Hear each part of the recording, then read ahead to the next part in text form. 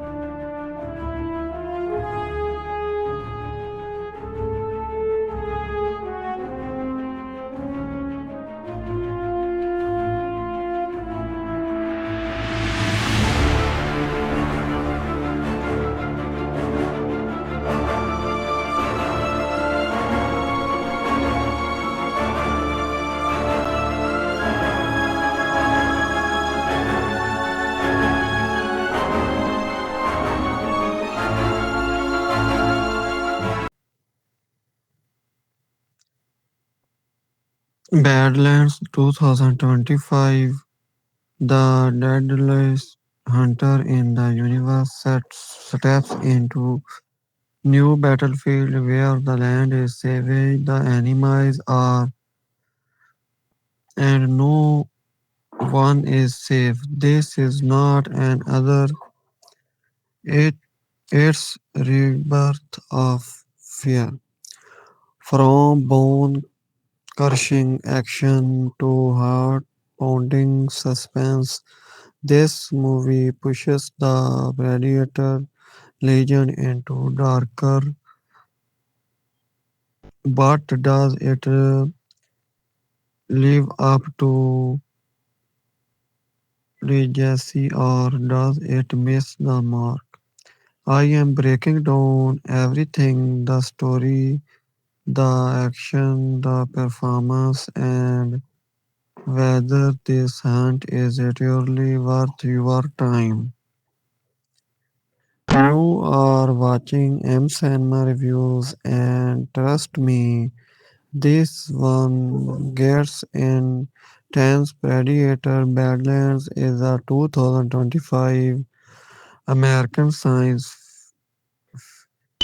fiction action film directed by Dan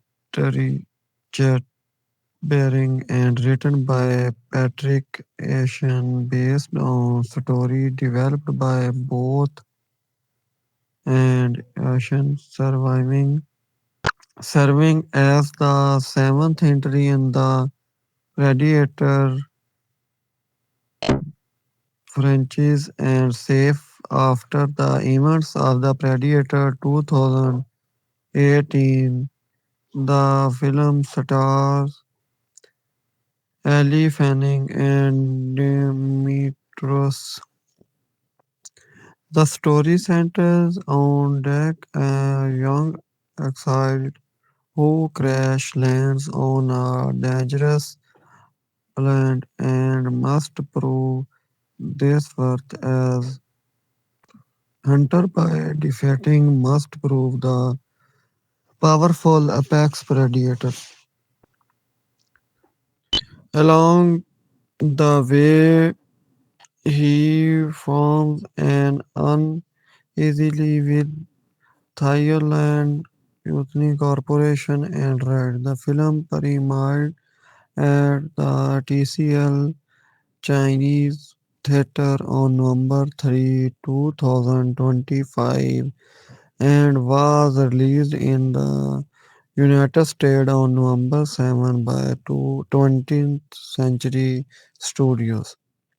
It received generally positive reviews from critics and earned over $184 million at the global box office. Predator Badlands follows Deck, a physically smaller born on Uthija Prime who longs to earn the respect of his father, clean leader. Najohar, determined to prove himself. Deck sets his sights on hunting the Kala- Kal- Kalsik, an apex predator that rules the deadly plant and is feared even among the Yuthya. Before he can depart, Nigeria declares Deck too weak to belong to the clan and order Deck fight their father. Deck watches in horror and Najohar defeats and kills Kiwi. Crash landing on Gina Deck quickly discovers the plant and brutal ecosystem, losing most of his weapons and equipment. He aligns with Thai damage, Violent and Ride, whose expedition was wiped out by the Classic. They are later joined by a small, friendly creator. This names Bud when Bud marks Deck with her Salivia in graduate. It becomes important later. This teaches Deck that true leadership like that of Earth wolves mean protecting the pack, not simply killing the most prey, but Deck still killing to the belief that strength is everything. And Yothni and sent to capture both the Kalsik and Dick, recovering Dick as lost gear, including explosive. When Dick confirms the Kalsik alone, he manages to decapitate it, but the creator regenerates and overpowers him. However, it spares him after sensing Bird's scan on him. Before anything else can happen, Whale and Othni forces arrive and capture them both. At the corporation base, Chisa experiment on Deck and deems this defective for developing emotions. Facing deactivation, this helps Deck escape releasing but is the Kalisic, Kalisic and that the Kalisic spared him because of her Deck finally understands. He chooses not just to hunt but the project Deck and but infiltrate the facility In a climatic battle, Tisa pilots a power loader and White's Kevy stolen plus Kester, the freed Kalisic join the fight and swallows Tisa, but she wants the creator from within using grants and plasma fight. Deck ultimately kills Tisa, recalling his brother weapon while Bud awaits his parent. Later, Deck returns to Yuthia Prime and presents Tisa's skull to Najohor, denied recognition. Once again, Deck challenges his father in brutal combat. He defeats and disarms Najohor, refusing his offer to rejoin the clan.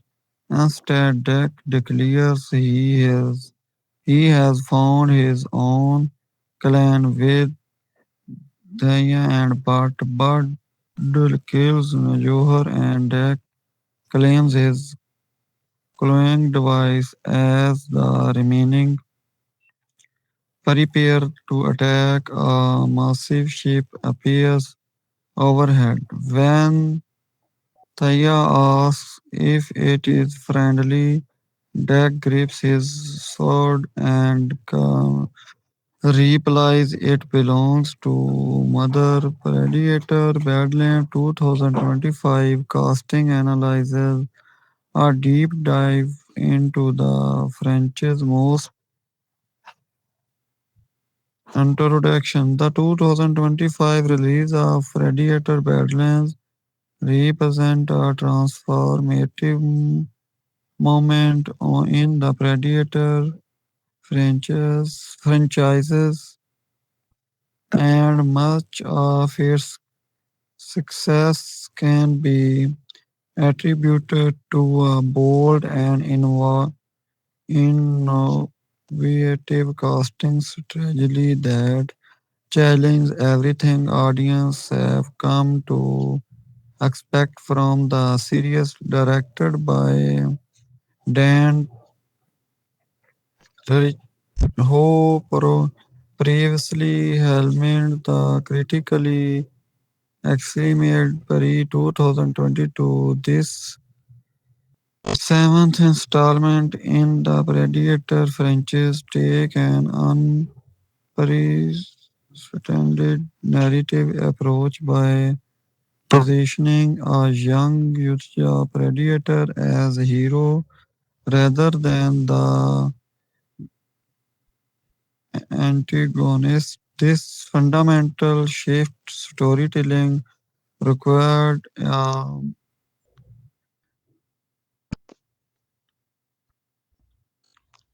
meticulously curated ensemble cast that could breathe life into character who, in an entirely aligned world removed from human protagonists and terrestrial setting. The result is a casting masterclass that he is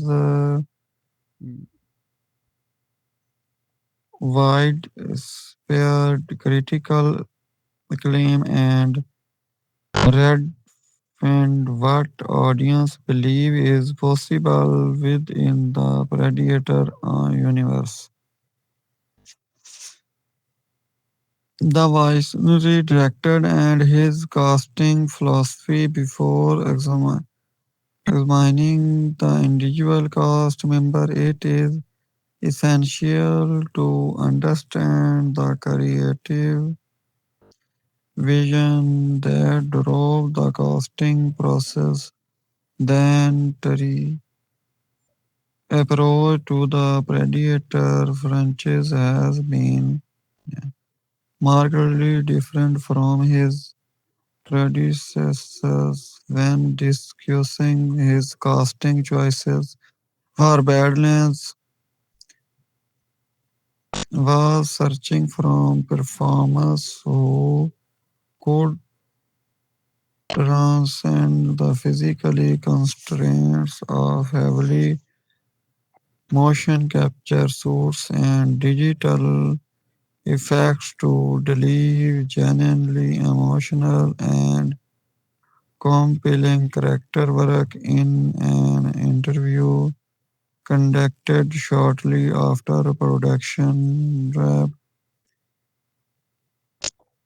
explained that the audience audition process was designed to identify actors whose movements, physicality, and raw emotion presence could elevate the material behind what traditional casting might have produced. The director's philosophy stemmed from his frustration with how the Predator franchise and historically iterated its titular careers.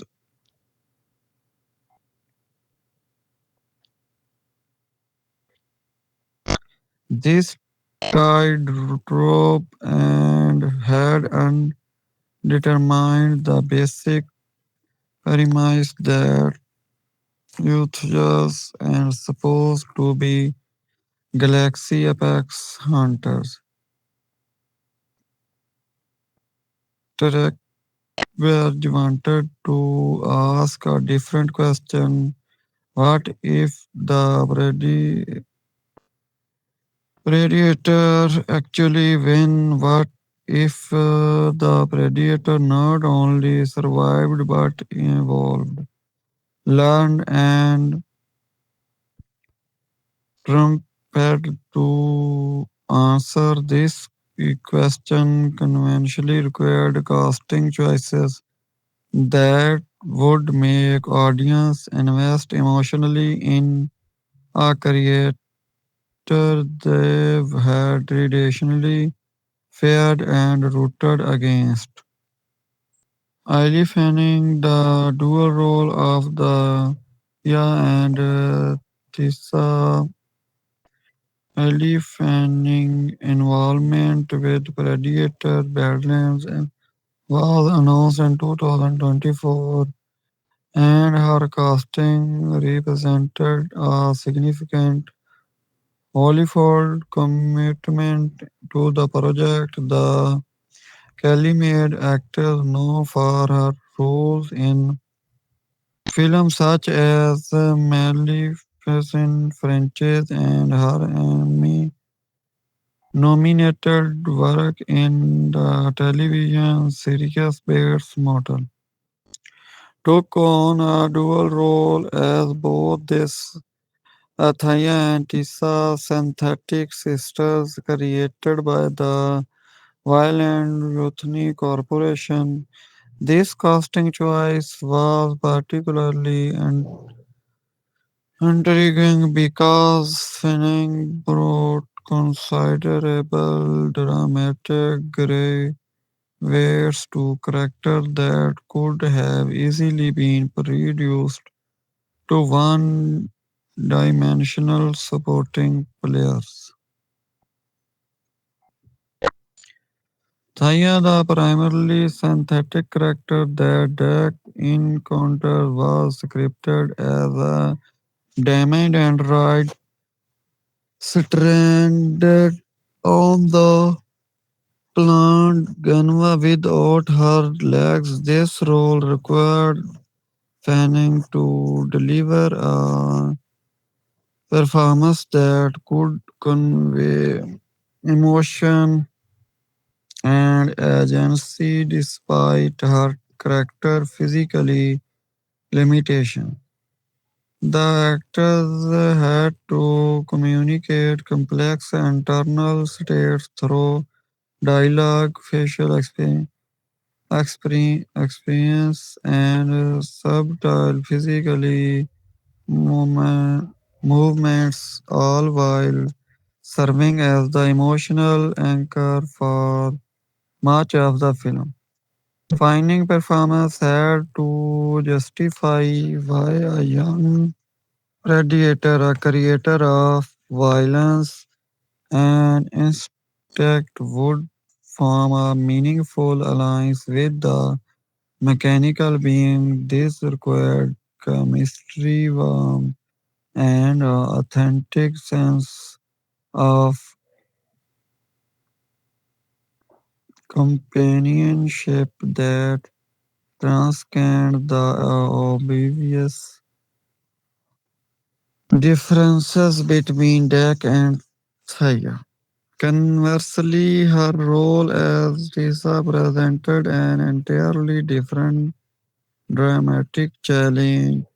Lisa is programmed to serve violent, youthfully corporated interests with ethical consideration, making her a more antagonistic force despite sharing the same synthetic organs as Thaya, where Thaya develops genuine emotional connection and more questioning. Tisa remains coldly devoted to corporate.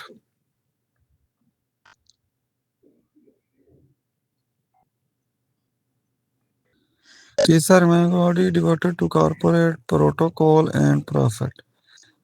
Finding's ability to play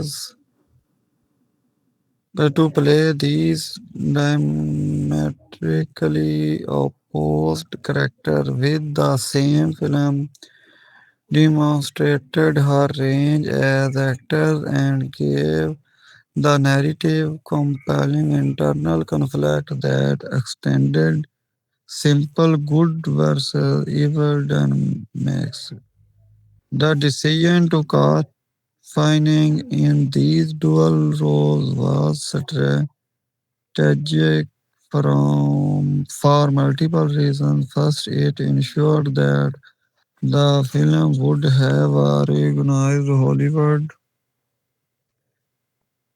Hollywood name to market guys the lesser known diameters. Second, it allowed Trade bearing to create a visual and narrative parallel between the two synthetic beings using finding distinctive features to establish both connection and contrast between Thaya and Tisa, finally casting a critically respected actors in these roles signaled to audience that this was not a traditional action film but rather a character-driven story that would demand performance.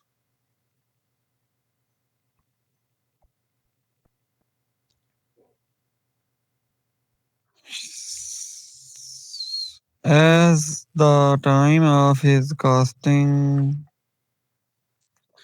Sylvester Clomating was relatively unknown actor from New Zealand with limited major film experience. This choice initially raised eyebrows in Hollywood circles,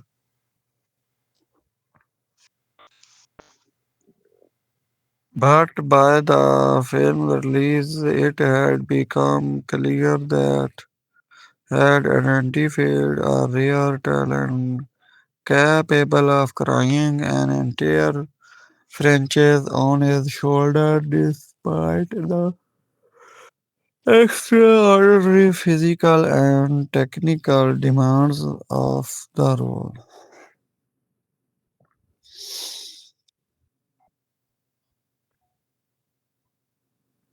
The actor, who is of Tongan and some Simon Descent grew up in Auckland, New Zealand, where he initially saw professional as his most viable career path. Acting seemed like an impossibility for a brown skinned boy from the South Pacific, but a chance meeting with Nongan filmmaker in high school sparked his interest in performance. This led to small roles in New Zealand television productions, gradually building his craft and resume. But the time he auditioned for Predator Badlands, he had developed into a skilled young actor with the unusual combination of physical powers and emotion intelligence. The audition process for the role of Deck was unlike any traditional casting session, Trachtenberg seeking to identify an actor who could embody the physicality and intensity required of a young predator. Devised an unconventional approach during Plomatingi's second edition. He was not asked to perform traditional dramatic scene.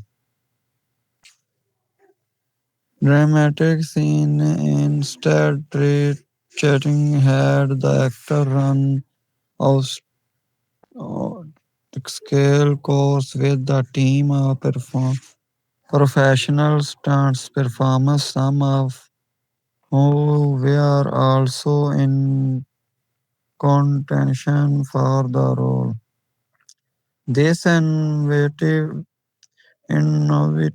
addition form allowed to evaluate not just how well the actor could deliver lines or hit emotional beats, but how he moved through space, how he reacted to physically challenge, and how his natural compared to trained stunt professionals. This raw energy and commitment insanely elevated the movie far past what we could have expected. The role of Dick required to perform in the invented Uthja language developed by a mentee of the logistic who created the Navy delicate for Avatar. This alone was significant challenge. The actor had to master an entirely constructed language with its own phonetic patterns, emotional reasons, and cultural implications beyond challenge. He had to convey complex emotion, frustration, determination, growth through the physical acting technique required when wearing prosthetic and relying on performance capture technology. The fact that Deck is effectively the emotional center of the entire film despite being entirely non-human and heavily dependent on digital enhancements speak volume about commitment to the craft. Majid Homiak and Stephen Grove embodying the British Najor, the role of Najor, Dak's father, and the powerful leaders of the Yutja clan was executed through a collaborative physically and vocal performance. Provided the suit performance to Dak's father in key scenes, while Stephen Burbu was responsible for vocal work. Reuben De Jong also contributed as the physical suit performance in other sequences. This division of the labor is common in creator-based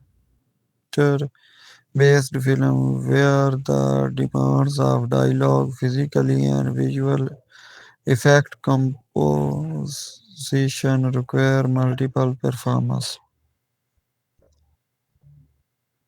Homig is a veteran actor known for his work in science fiction and fantasy production. His experience with motion capture and heavily roles made his ideal for portraying Najor and character who represented the brutal traditions of Yutsal culture. Najohar embodies the patriarchal authority that must ultimately challenge and overcome. The character is introduced as a figure of absolute power, demanding obedience through fear and physical dominance.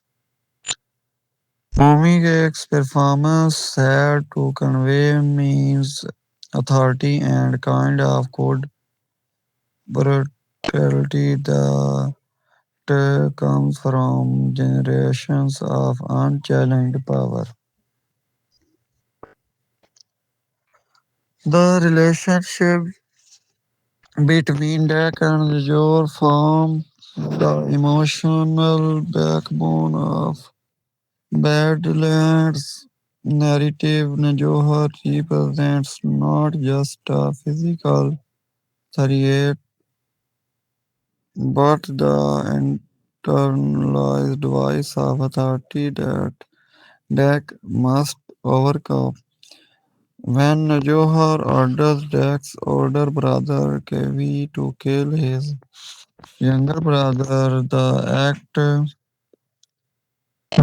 is not presented as arbitrary cruelty but as logical cultural practice. Homicake supposedly had maintained his complexity, making the patrish understandable even in addition to his work as Najohar Machil, Homik also played Kevi in the suit performance aspect of the character. However, the primarily vocal and dramatic performance of Kevi came through additional casting. Mark Homik notes the Atlantic spelling served as the primary voice and dramatic presence of Kevin older brother, who becomes his unlikely savior and moral guide. Kevin character arc is critical to understanding Jack's emotional development, where Najoha represents harsh patriarchal authority. Kevin represented compassion, sacrifice, and the possibility of choosing family over cultural obligation.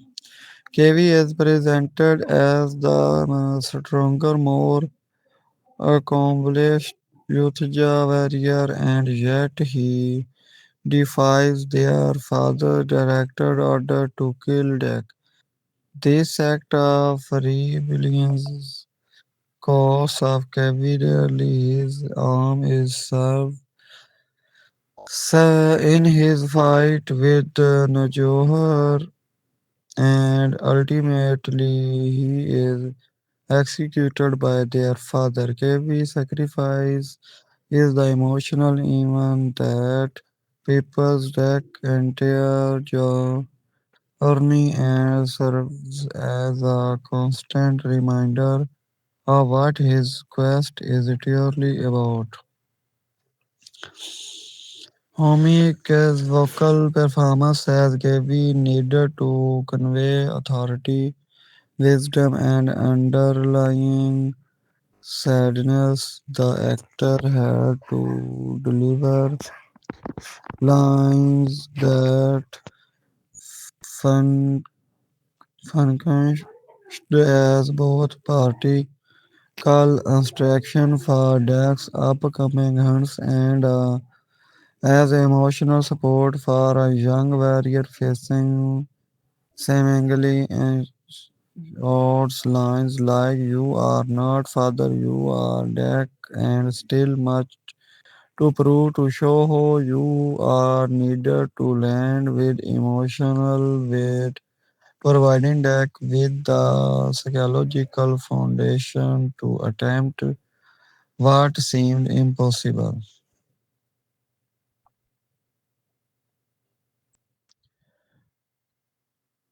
Homemakes performance made Kevin someone worth dying for, which elevated the tragedy of his execution and justified the quest for revenge and redi- re- redemption. Ravi Narayan as but the unexpected companion. One of the film's most charming and unexpected character elements in Bird are create that Jack encounters encounters on the planet, initially presented as one of the many dangerous life forms that inhabit the death plant, but eventually becomes Jack's unexpected companion and ally. The character provides moments of humor, warmth, and surprising emotional depth in a film that could have easily become relentlessly grim. Ravi Narayan was cast in this role, providing motion capture and vocal performance of a character design that audience quickly embraced. But Foundation as a gateway character for audience, allowing viewers to identify with Deck through his relationship with this aligned creator. The dynamic between Deck and Bond mirrors the relationship between Deck and the warrior and outsider finding common ground on a hostile world where this provides emotional and intellectual partnership but offer layout and physical support. Narayan performance required understanding the specific cadence and emotion content necessary to make Bud feel like a genuine character rather than a merry plot device. The actor had to convey That but has its own agency, its own perspective, and genuine affection for Deck, despite the creator aligned nature and limited ability to communicate in ways that can readily understand. While the film climax when audience discover that Bart is the offspring of the classic. This is a testament to the work Narayan did establishing Bart as fully released character, a lesson right, a mute. The corporate vice, the character of the muther, the artificial intelligence overseas of the whale and euthony connection to the broader universe established by the aligned film actors Alison Wright known for her work in series like Snow White and Blue Bloods provided the voice for the omnipresent corporate intelligence.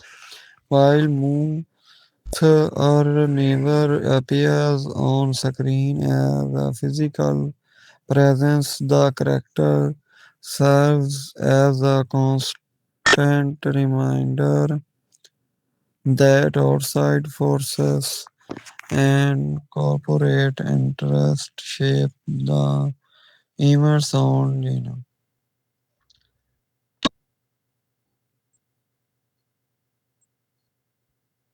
Mothra is noted a savior figure, but a code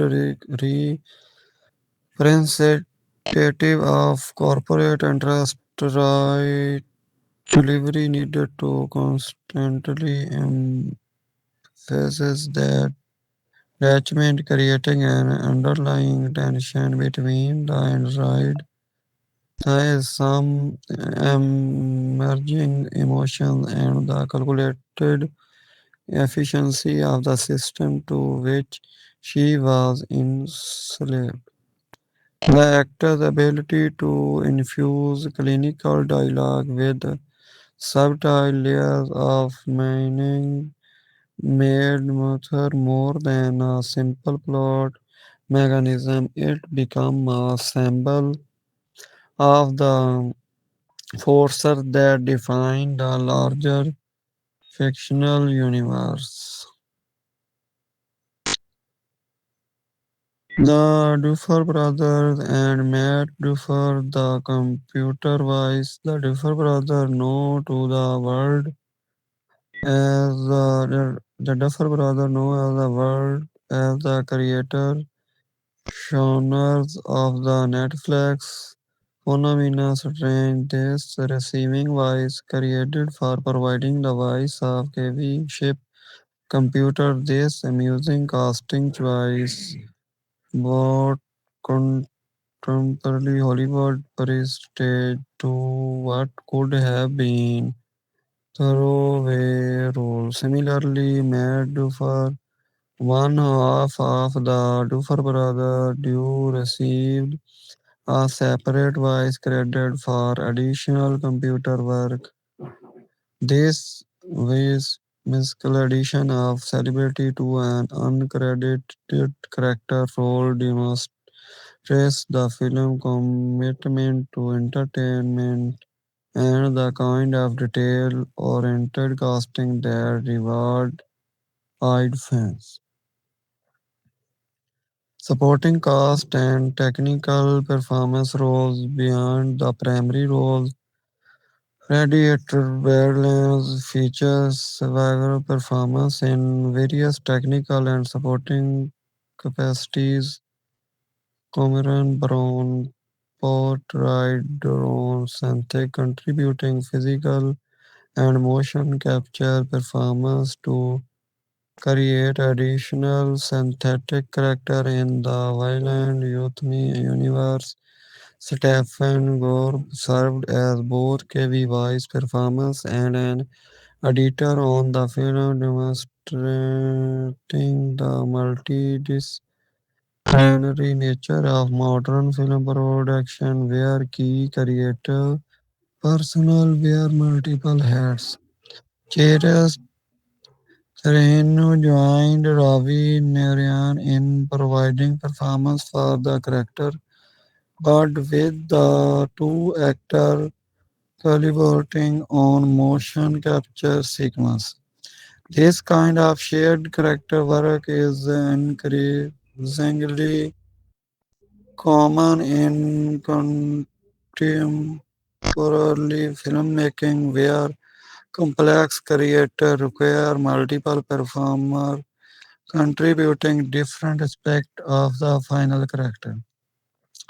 The absence of women actors a deliberate choice, one of the most striking casting decisions for Predator Badlands was complete absence of women character in previous Predator films. The franchise had always centered on women protagonists facing off against extraterrestrial hunters. This at least entirely deliberately subverts that formula by populating its narrative entirely with island synthetic and creator. This was not an accidental result of the story, but deliberate artistic choice that fundamentally altered how the film could be told.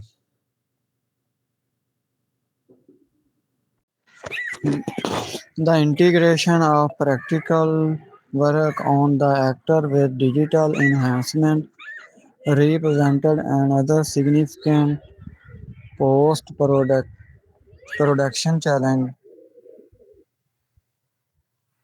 Demetrius' culture of performance at deck required supposed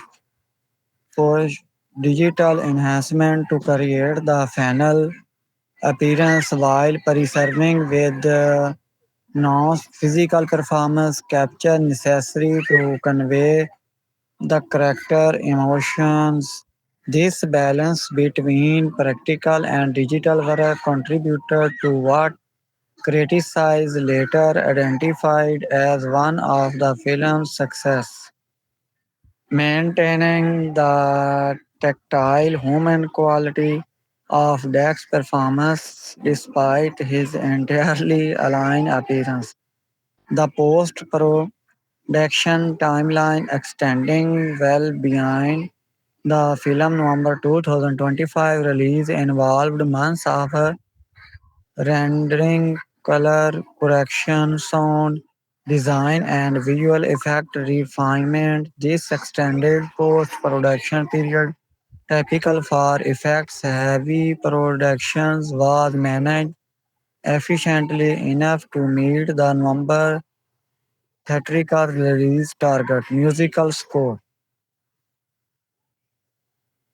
In October 2025, just a week before the film's theatrical release, the film composers were officially revolved. Sarah Scancher and Benjamin Walfish would provide the musical score for Predator Badlands. Both composers brought significant franchises experience to the project.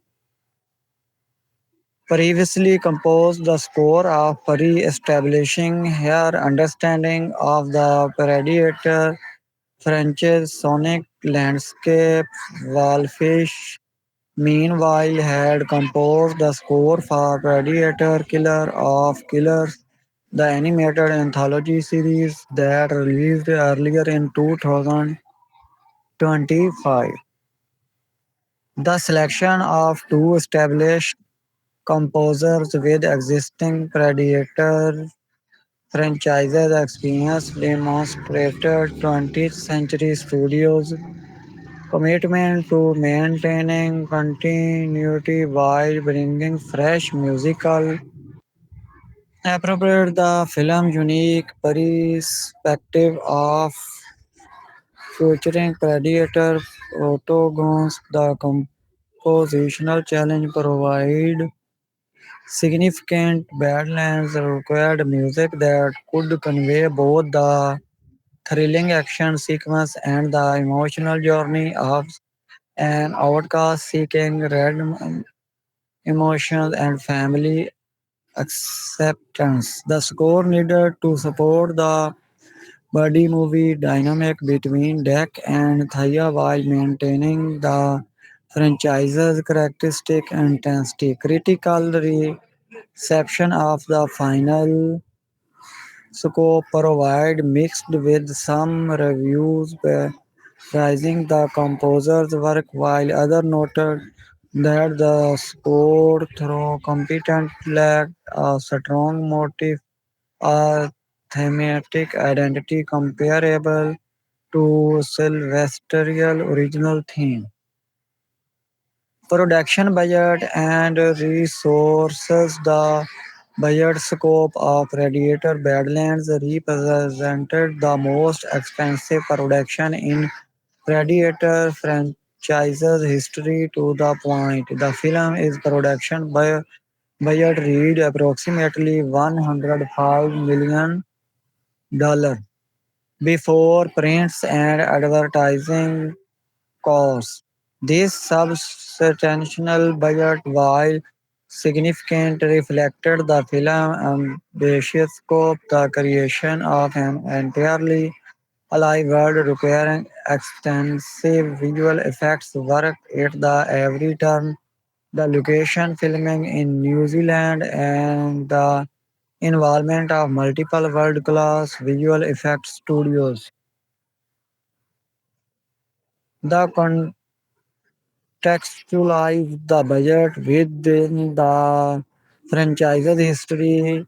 Shane Black's 2018 film The Predator previously held the franchise record for production cost at $88 million.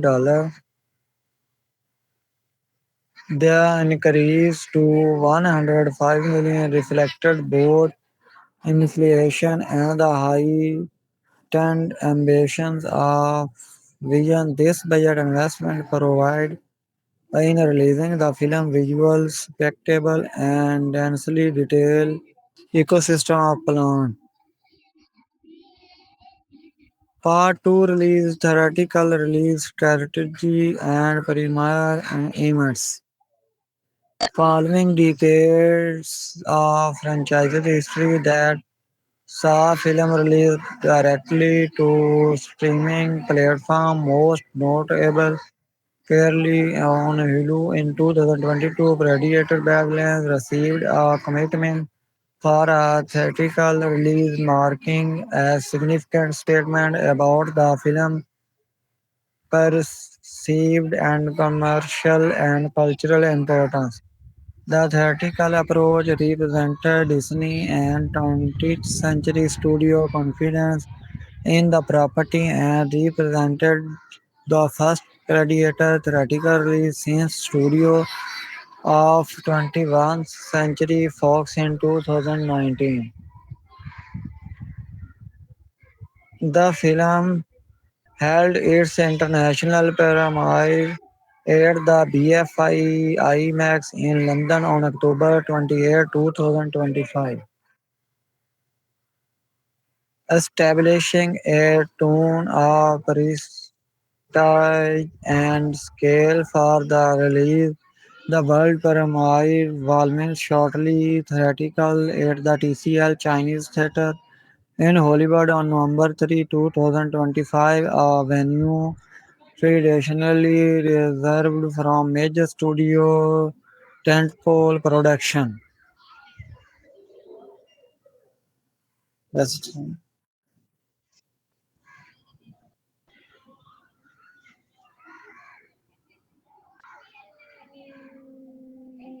United States concerned on November 7, 2025, rolling out across premium formats including Read 3D, IMAX, Dolby Cinema, Cinema Mark XD, 4DX, and ScreenX formats, as well as standard theatrical screens. The decision to release in premium large format screens provide strategically sound the film visual spectacle, the vast landscape of Gina, the elaborate creator design, and the action sequence benefited.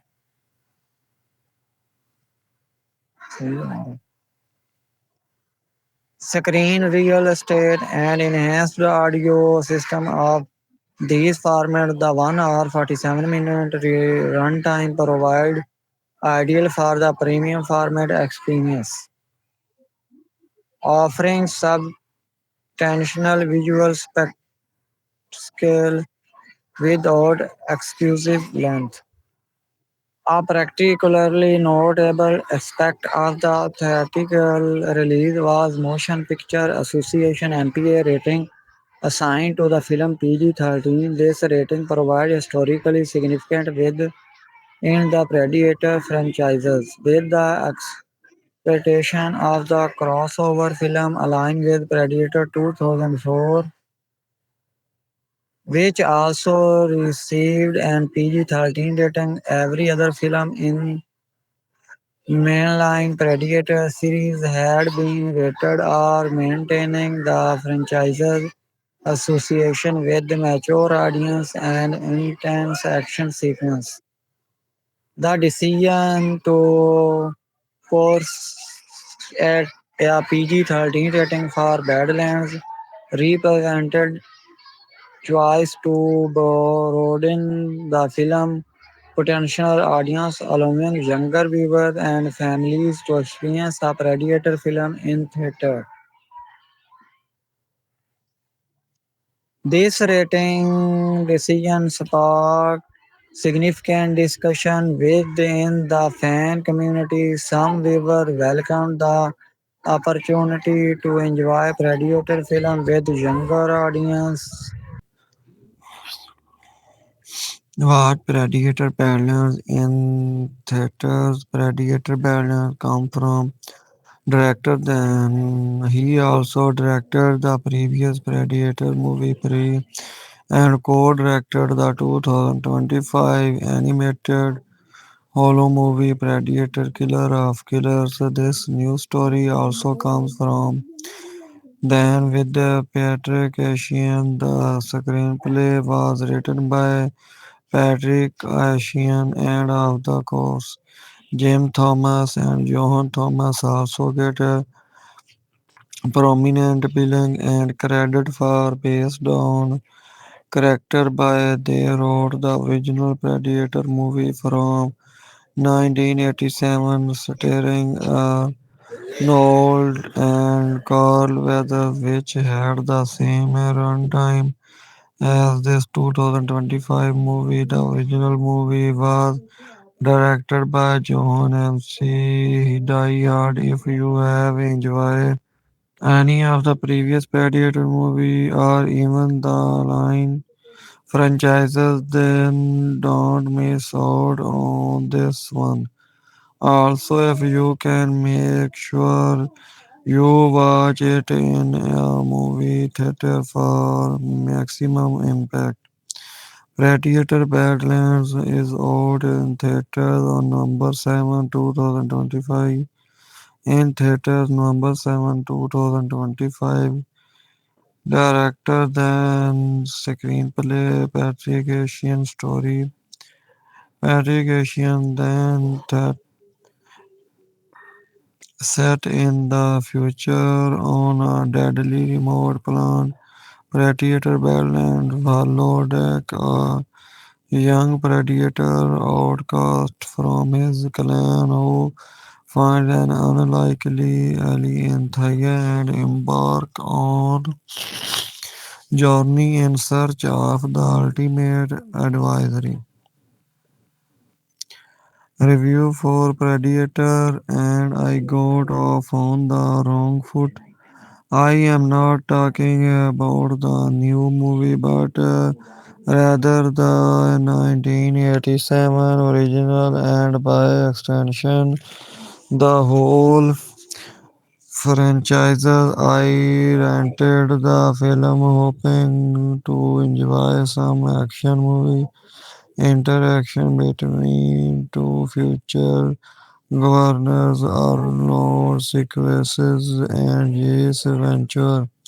Unfortunately, there was little to no interaction between the two, and when character got picked off by the predator earlier than I would have liked, I spent the rest of the movie soaking and never really became a fan of the series. Flash forward 2000 to 25, I was not really looking forward to Predator Badlands in and of itself, but after the dismal October we just had at the domestic box office, I take a hit wherever I can get it, which is probably why I liked the movie as much as I did. There is not a lot for me here, but I needed to get excited about something, so the film greatest strength may be its good timing.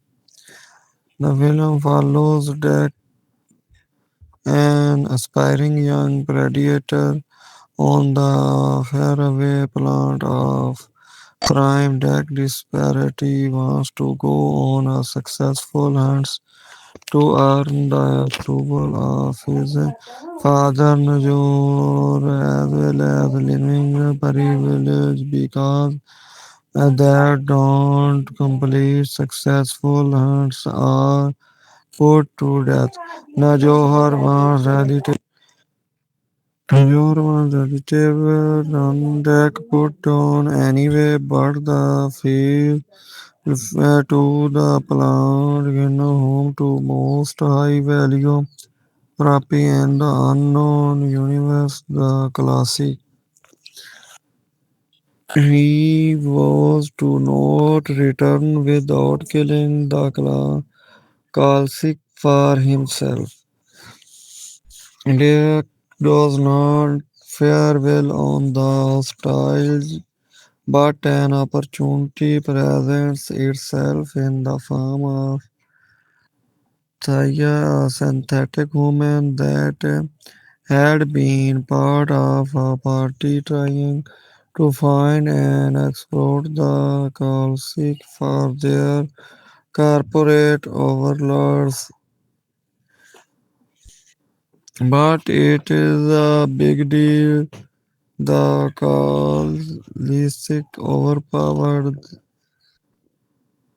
leaving her as the sole survivor, and she rose for wear, missing the entire lower half of the body. She and Jack make a deal. He help her get her body back and help her with her also damaged sister Tisa, also fanning, and she second help him take down the Kalisic. Deck and Thaya start off as uneasy allies, but as the overcome of, together, their bond turns into friendship. All this despite Thaya being half of a smart Iraqi robot and coming from a race that forbids emotions, which presents kind of a huge problem for me. In that another character is from a race that I feel is worth preserving. This is artificial that there is literacy and other offer, and even though we ultimately see that there are some good index, sorry, the universe would probably be better off without kill obsessed predators. I know I am supposed to like Predator Badlands because of the way the alien and the robot learn what it means to be human. Honestly, I was rolling my eyes at those parts. I like the movie because Tiger's jokes were hitting for me and I liked the action. The upside of all the characters being either robots or aliens is that the film can be as violent as it wants and still get a PG-13 rating as long as all the gore is in the form of either sparks or slime. Predator Badlands is fine as an action movie for people who could use a half decent action movie, but just as with Thaya's body, don't expect it to be more than half decent grade B. By the way, I later found another movie from 1987 with both Arnold and Jace Ventura in this one. Their characters do interact, though they even go head to head with one another in a fight where one kills the other. That movie is called The Running Man. And would not you know it? There's a new version of that property coming out on Friday. Reviews 5. The latest action-packed footage from Predator Badlands reveals director them have a truly epic adventure in the dark of a long-running franchises. From a giant robot fight of alliance to some bloody predators, predator action badlands look to bring the franchise in a totally new direction that should please audience this November. 20th Century Studio has released the final trailer for Predator Badlands, which introduces the most dangerous plant in the universe, full of brand new creates, including Agent Peugeot as the titular, which the name deck looks to take down some dangerous prey. He will be joined by a half destroyed android Thaya deck has one chance to prove himself to his people, and it seems it will come down to battling a series of increasingly difficult enemies on the mysterious new plant. You can check out the trailer below has taken over the architect of the Predator property since debuting his hit streaming film Prey, which received rave reviews from critics. and audience alike. Earlier this year, he released an animated anthology film titled Predator, Killer of Killers, one of the highest rated installment in the franchises. With Badlands, Trachtenberg looks to further evolve the iconic science F series, which learning on the tutorial creature and some surprising connections to the Alien franchise. Read the official plot synopsis. Predator Badlands, which stars Elle Fanning and Demetrius Stercolometangi, is set in the future on a remote planet where a young predator, outcast from his clan, finds an unlikely ally in Thaya and embarks on a journey in search of the ultimate adversary. Predator Badlands got legless for thrilling action scenes. Predator Badlands will feature a Yothja at the center as a protagonist, but Deck will not be the only character getting in the action. Ali Fanning recently revealed how she was able to go legless during the action sequences, which has her hedging on the back of the titular character. Understand it sounds like it was an extensive process, and as Fanning pointed out, Demetrius Custer had some heavy lifting to do.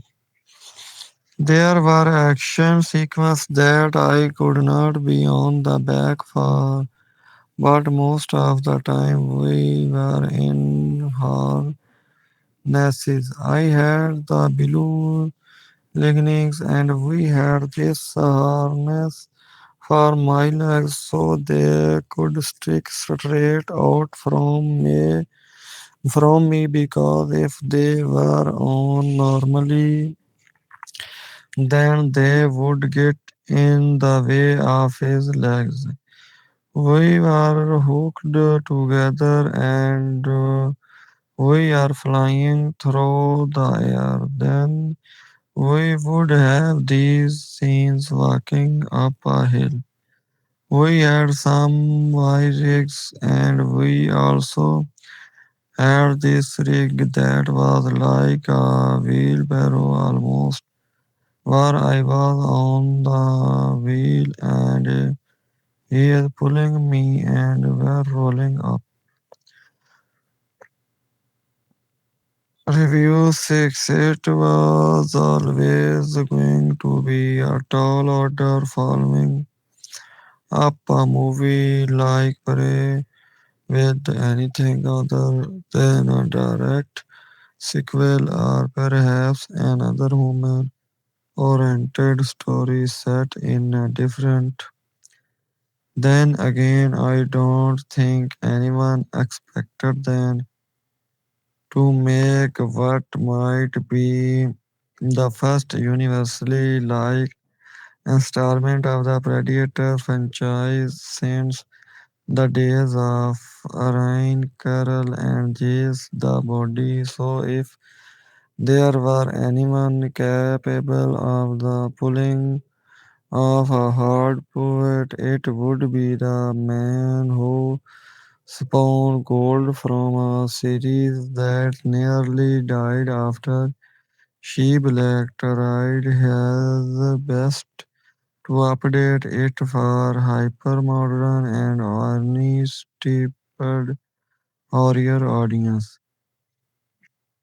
I don't think I can overstate how great Prey was. That film approached carried levels of franchises with its ingeniously and inventiveness while operating in the framework that made the original installment so engrossing, and its consequent to hollow in of a theatrical release was one of the great shames of the past decades.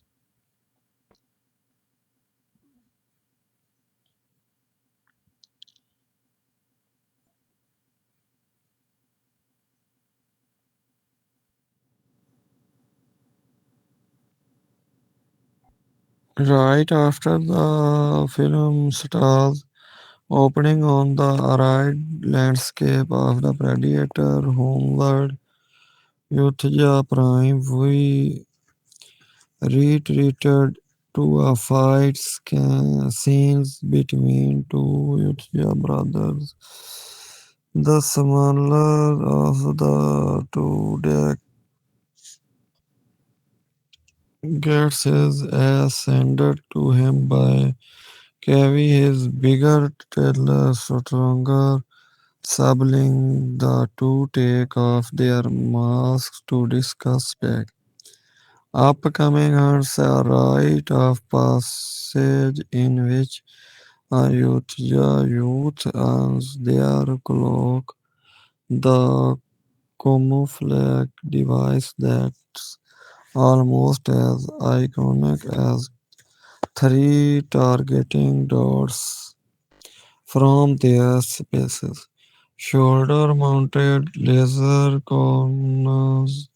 We have their language and learn more about their tribal dynamics, but I have hard time believing many folks will pick up on the detail in the dialogues. They second likely be more distracted by how wide it looked to see a predator try to emote. You can say a lot of things about Stan Winston's icon design, but you can say it was meant for more than the show's revival at the end of Predator. When Arnold finally gets end of Predator, him to like of the mask, and you see that mug behind the metal to there really are a bunch of motherfuckers, and watching them talk to one another trying to convey complex feeling through the subtitle of expressions is a tall order that I doubt any filmmaker committed to photo or earliest in their digital effect would be able to accomplish. It's just very distracting, forcing the film to swim upstream against a strong current of audience spends too long establishing the arc in which he has to prove himself to his domineering father, a Darth Vader figure supporting white, genderless, and distinct, tattered for his run son. The Yutzja operates like the more mythic depictions of Spartans in media. If they were a semi-nomadic set of clans instead of a city-state, and this means there was no place for an undersized Viking in their rank. It's bizarre that he survived this long in such a dynamic, honestly, through his brother. Protection probably spared his life. When Dad shows up and demands that the eldest kill the Viking, Kevin sacrifices his life so that Dad can flee, giving the younger Yusha a front row seat to his father. While sealed behind the windows of a spaceship knocked out during takeoff, the crash lands on the plant in which he chose as the venue for his hunt. Ejected from the vehicle, separated from his fancy weapons and gadgets, the user sets off in pursuit of a mythic creature known as the Kalisic, an organism so feared that even his father was intimidated by it. Yet he is not alone on his quest. As soon into his journey, he discovers higher damaged well and youths and trapped in a creature's nest. She was separated from her exploration team and the lower half of her body when they encountered the Classic, and she pleads with the deck to take him with her. He obliges only after Saya suggested she view him as a tool to help him on his journey. So the android has her own design for the predator. Nina may not be the best vacation destination, but it is a fun setting for a tale given that it is essentially the Australia of the plants. Everything there seems to want to kill Jack, and it often comes very close to doing so. Root like Vinus surged forth from the forest looking to tear limbs off of whatever threatens them. There are like flying creatures that have developed a symbiotic relationship with the plant that shoot coated in paralyzing passion. Should one get close enough to its stalks wander into the wrong field, the flying beast will drop a rock in one path, causing the motion activated automatic response to go off. Tiny like craters will spray you with acid from their nests inside the rocky walls near a creek. Then, of course, there's the Kalisic, which looks like what might have resulted if the Cloverfield were crossed with the line which can heal itself from nearly and won't making any attempt at therapy hunting almost totally irrelevant. Even the tall grass has neither razor sharp glass and the only creates with skin thick enough to get to it is the little green monster.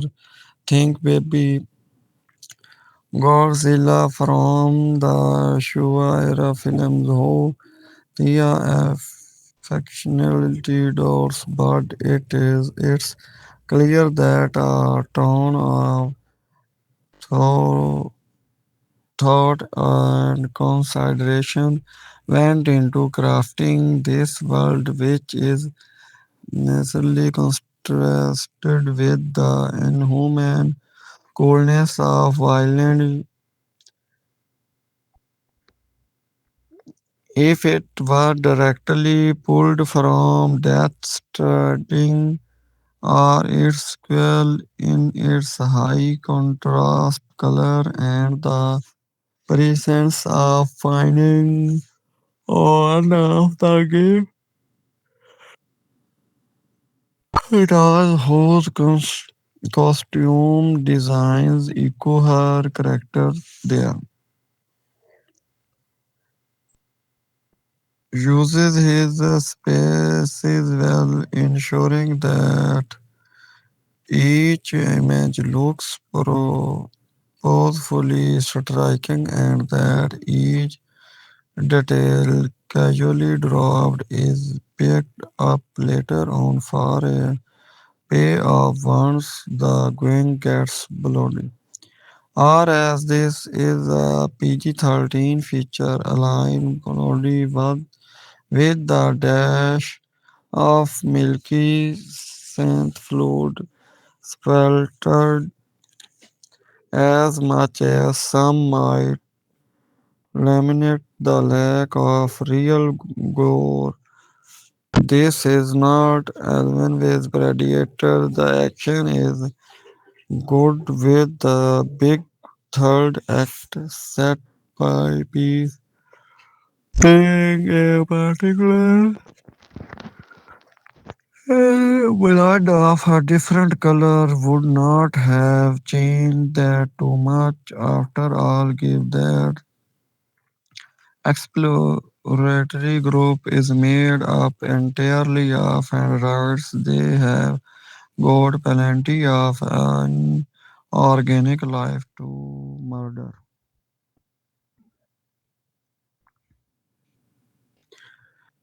Continuing the trend established in Align, Romulus finding is closer to Bishop on the scale of robo ability than Ash or Prometheus.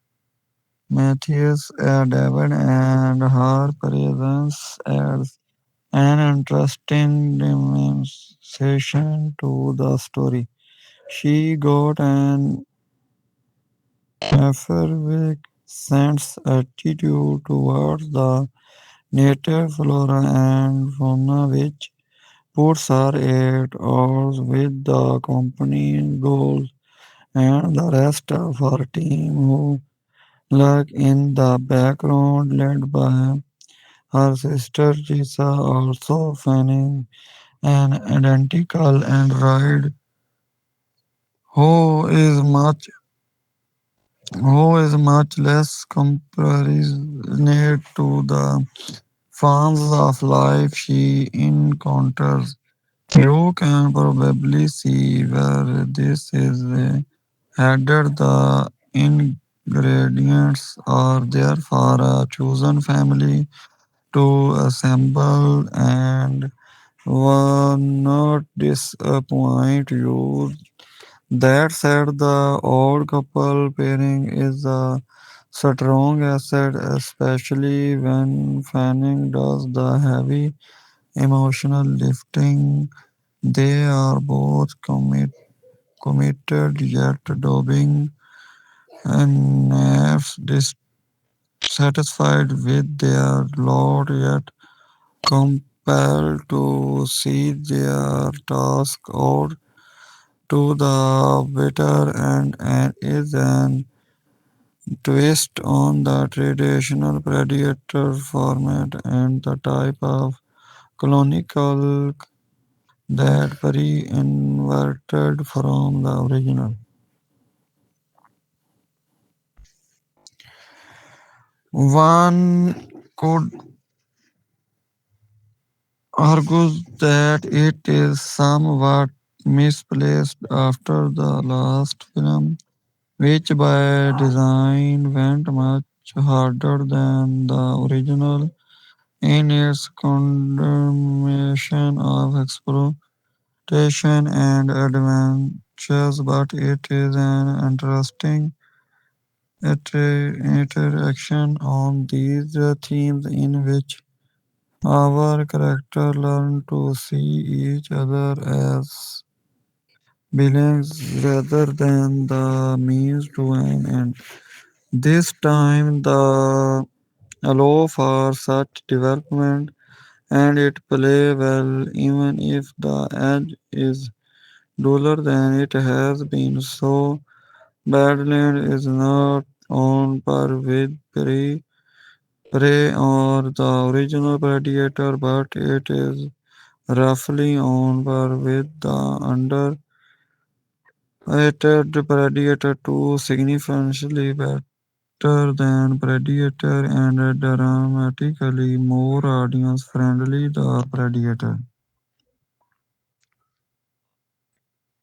which remains one of the most wizard yet it is more committed to telling its own fresh story than something like Line, which, as fun as it was, had too many forced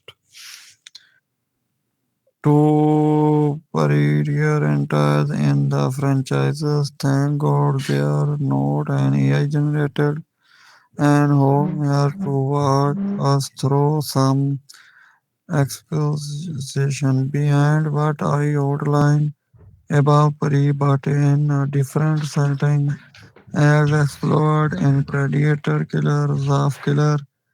It's worthwhile steps forward for the franchise and should it be successful, I am excited to see where the roast possible place in the universe for one to find themselves trapped in.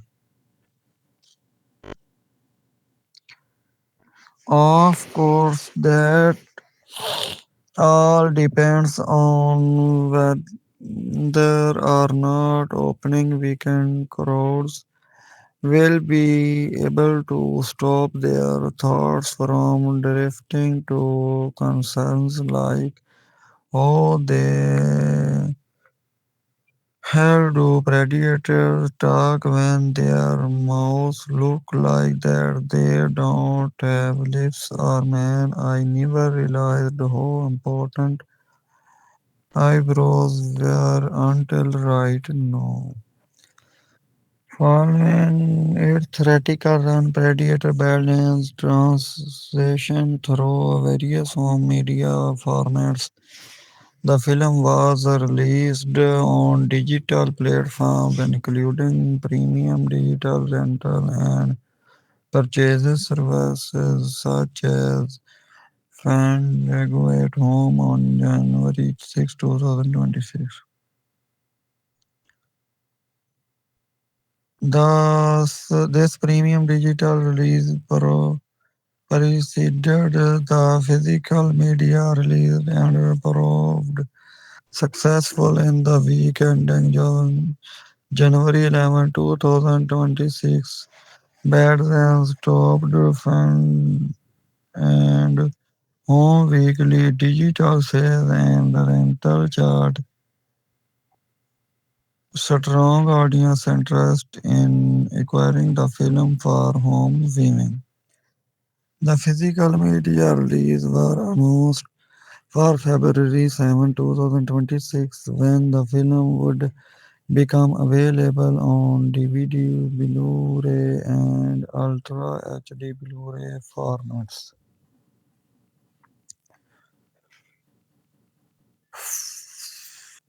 These releases would potentially include bonus features, deleted scenes, commentaries, and other supplementary content typically of major studio release through specific detail regarding extras remain limited and the time of writing streaming analytic film flicks petrol which monitors daily updated word charts and streaming rating globally, reported that Badlands ranked first on US charts following its January 6 premium digital release, further confirming strong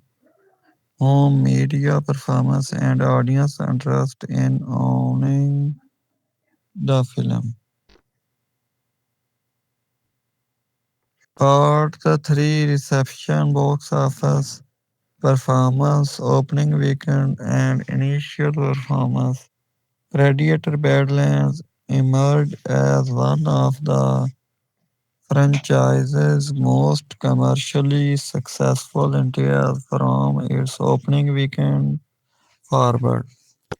The film opened to an estimated $80 million globally during its first weekend in November 2025, comprising $40 million domestically in North America and $40 million from 52 international markets.